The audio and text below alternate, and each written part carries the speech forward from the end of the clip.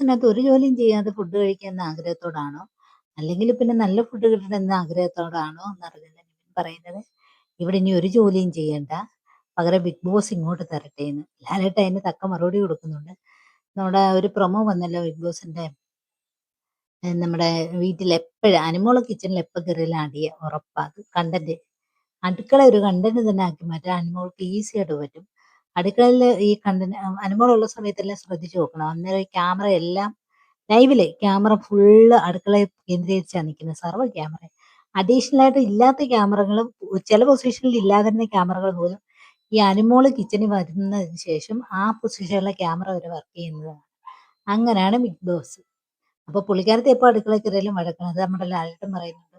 ആ വീട്ടിലുള്ളവർക്കെല്ലാം അറിയാം പുള്ളിക്കാരത്തി എന്തെങ്കിലും വിഷയം ഉണ്ടാക്കി അവിടെ അലങ്കോലപ്പെടുത്തിയിട്ട് പുള്ളിക്കാരി അടുത്തുനിന്ന് ഇറങ്ങത്തുള്ളൂ. അത് സ്ഥിരം ഒരു പരിപാടിയാണ്.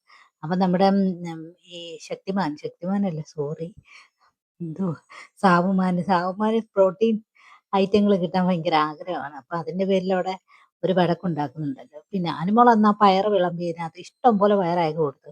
ആ ചോറിന് എത്ര ചോറുണ്ട്, ചോറ് കുറച്ച് കഴിക്കുകയും പയറ് കൂടുതലും കിട്ടുകയും ചെയ്തു. ആ ചോറ് എത്ര ഉണ്ടായിരുന്നു അത്രയും തന്നെ പയറും ആ പുള്ളിക്കാരന് കിട്ടുന്നുണ്ട്. എന്നിട്ട് വീണ്ടും പിന്നെ അവിടെ വഴക്കിടക്കാണ്. ഇപ്പം ബാലൻസ് വന്ന ചോറ് അത് കഴിക്കാൻ വേണ്ടി പിന്നെ ആരെങ്കിലും കഴിക്കുകയാണെങ്കിൽ കുറച്ച് കറി മാറ്റി വെച്ചേക്കട്ടെ എന്ന് കരുതിയാണ് അനുമോൾ ബാക്കി കറി അവിടെ വെച്ചിരുന്നത്.